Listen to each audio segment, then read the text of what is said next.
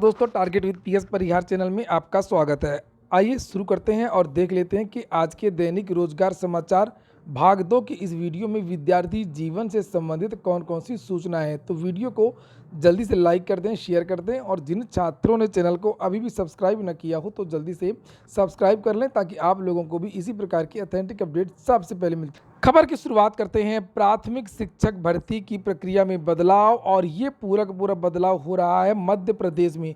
चूंकि मध्य प्रदेश के जो मुख्यमंत्री हैं उन्होंने घोषणा की थी कि 1 साल के अंदर हम 1 लाख सरकारी नौकरियां देंगे। इसी क्रम में वहां से विज्ञापन भी निकलने लगे हैं और अगला विज्ञापन वहां पर प्राथमिक शिक्षक भर्ती का है। ये देखिए लिखा हुआ है शिक्षक भर्ती का नया पैटर्न। अब पात्रता परीक्षा में क्वालिफाई होने के बाद सिलेक्शन टेस्ट भी होगा। सिलेक्शन टेस्ट का मतलब आप अगर यूपी की हैं तो तुरंत समझ गए होंगे, ये सुपर टेट। पहले वहाँ पर टीईटी के आधार पर ही भर्तियाँ होती थी। जिस तरीके से उत्तर प्रदेश में 2011 की भर्ती हुई थी, प्राथमिक शिक्षक भर्ती 72,000, और उसमें टीईटी को ही आधार बनाया गया था और उसके बाद से फिर सुपर टेट होने लगा।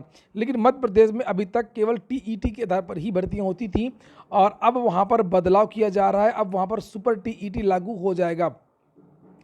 लिखा हुआ कि मध्य प्रदेश के सरकारी स्कूलों में होने वाली शिक्षक भर्ती के नियमों में स्कूल शिक्षा विभाग ने बहुत बड़ा बदलाव कर दिया है। अब उम्मीदवार को 2 परीक्षाओं को क्वालिफाई करना होगा।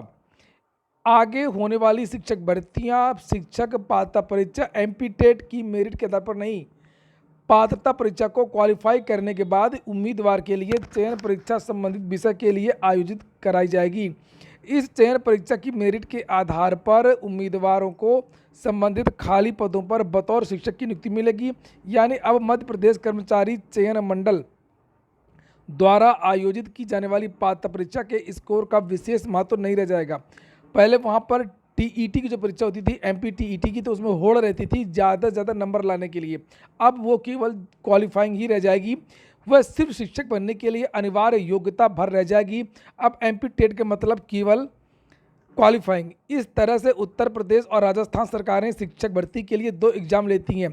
तो यूपी के बारे में तो आप जानते ही होंगे, राजस्थान में भी एक आर टेट होता था और उसके बाद शिक्षक बनने के लिए रीट होता था। आप लोगों को पता होगा, रीट होता था, रीट लेवल 1 लेवल 2।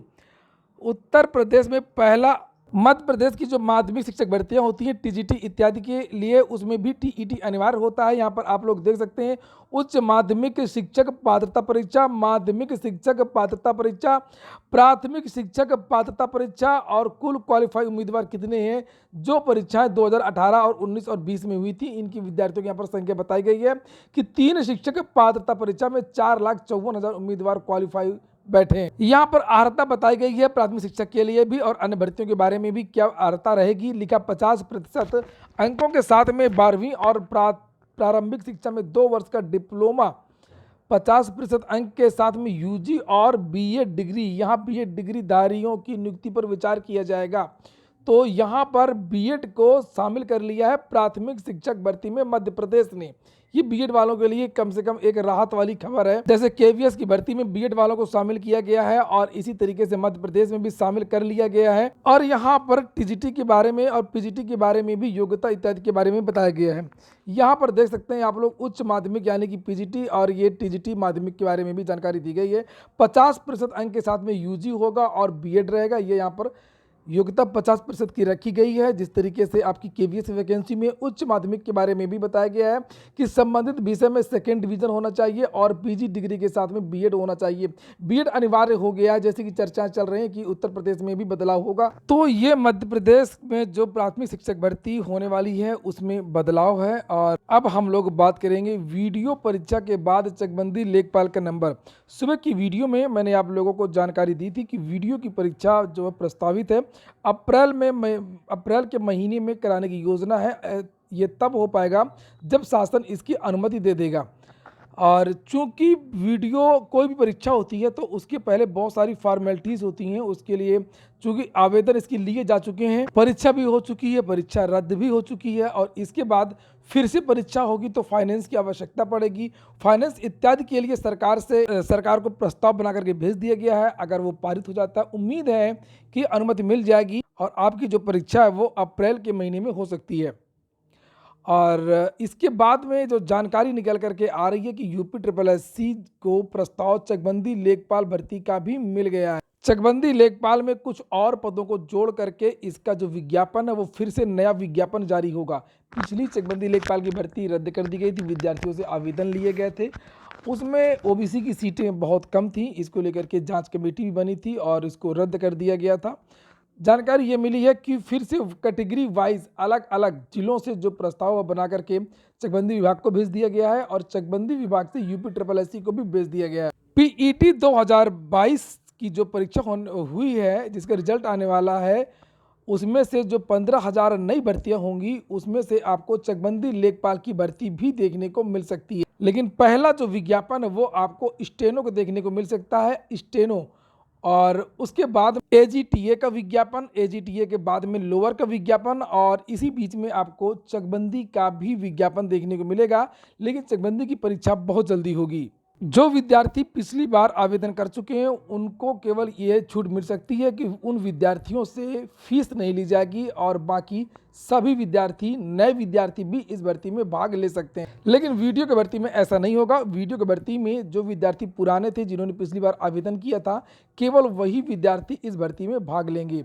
और अब हम लोग बात करते हैं प्राथमिक शिक्षक भर्ती की। उत्तर प्रदेश की लिखा है परीक्षा नियामक सचिव अनिल भूषण को अवमानना की नोटिस। सुबह की वीडियो में ये सूचना छूट गई थी और इलाहाबाद हाईकोर्ट ने 69,000 पर शिक्षक भर्ती मामले में अभ्यर्थियों को 1 अंक आवंटित किए जाने पर दाखिल अवमानना याचिका पर परीक्षा नियामक सचिव अनिल भूषण चतुर्वेदी को नोटिस जारी किया है। कोर्ट ने अपेक्षा की है कि 1 महीने में खंडपीठ के आदेश का अनुपालन कराते हुए हलफनामा प्रस्तुत करेंगे। यह आदेश न्यायमूर्ति रोहित रंजन अग्रवाल ने कुमारी अलका दुबे की अवमानना याचिका पर दिया। सुप्रीम कोर्ट से भी इन विद्यार्थियों को जीत मिली है और यह कहा गया कि इन विद्यार्थियों को नियुक्ति प्रदान की जाए। 1 नंबर में लगभग 1,000 विद्यार्थी क्वालिफाई हुए हैं। सबसे बड़ी समस्या ये है कि 69,004 शिक्षक भर्ती पूरी हो चुकी है और इसकी 3-4 काउंसलिंग भी हो चुकी हैं और ये 1,000 पद कहाँ से आएंगे। जो समस्या 6800 में है वही समस्या इन 1,000 छात्रों के ऊपर भी है। अगली सूचना ईडब्ल्यूएस की है। 2-3 सूचना है ईडब्ल्यूएस की। एक तो ये है कि इसके बारे में मैंने कल भी बनाया था और जो छात्र ये चाहते हैं वो लोग इस वीडियो को शेयर भी कर दें कि 5 दिसंबर कल 10 बजे से लेकर के 12 बजे तक ये जो ईडब्ल्यूएस के छात्र हैं वो उम्र सीमा में छूट की मांग कर रहे हैं। और यहाँ पर इन विद्यार्थियों की जो मांगे हैं यहाँ पर लिखी हुई हैं कि 5 तारीख को 10 से 12 तक ये प्रदर्शन होगा, ऑनलाइन होगा, ट्विटर पर होगा और यहाँ पर ये हैशटैग है EWS age relaxation _in_UP। EWS आरक्षण 10% लागू तो कर दिया गया, लेकिन इसमें बहुत सारी विसंगतियाँ हैं। जैसे कि इसमें आप लोगों को छूट नहीं दी जाती है। उम्र सीमा में भर्तियों की मिनिमम कट ऑफ वही रहती है जो जनरल की रहती है। बहुत सारी ऐसी भर्तियां होती हैं जिसमें अलग से छूट दी जाती है, जैसे टीईटी, यूपीटी, ईटी इत्यादि। उसमें SC ST OBC को छूट दी जाती है, लेकिन EWS को छूट नहीं दी जाती है। उत्तर प्रदेश लोक सेवा आयोग और विभिन्न भर्तियों में एक मिनिमम कट ऑफ रखा जाता है। 40% और 45% मिनिमम लाना होता है, नहीं तो वो जो सीट है वो रिक्त हो जाती है। तो विद्यार्थी चाहते हैं कि यहाँ पर भी जिस तरीके से सभी कैटेगरी के लोगों को अलग से छूट दी जाती है 5% की मिनिमम कट ऑफ में विभिन्न भर्तियों में, विभिन्न परीक्षाओं में, तो उस तरीके की 5% की छूट EWS के छात्रों को भी मिले। हालांकि इस तरीके की छूट अभी मध्य प्रदेश ने शुरू किया है। यहाँ पर ये देख सकते हैं MPPSC ने दी राहत। आर्थिक पिछड़ों को इंटरव्यू में मिनिमम 10% अंकों की छूट दी गई है PCS में। ये आज ही का समाचार पत्र है। अब इनके लिए जो मिनिमम कट ऑफ है EWS के लिए, इसके लिए भी 31 नंबर होगा। 31 नंबर अनुसूचित जाति, SC ST और OBC और दिव्यांग इत्यादि को पहले दिया गया था। तो ठीक है दोस्तों, ये हो गया आज का वीडियो। अगर आपको अच्छा लगा हो तो लाइक कर दें। जिन छात्रों ने चैनल को सब्सक्राइब ना किया हो तो सब्सक्राइब कर लें। पूरा वीडियो सुनने के लिए बहुत बहुत धन्यवाद।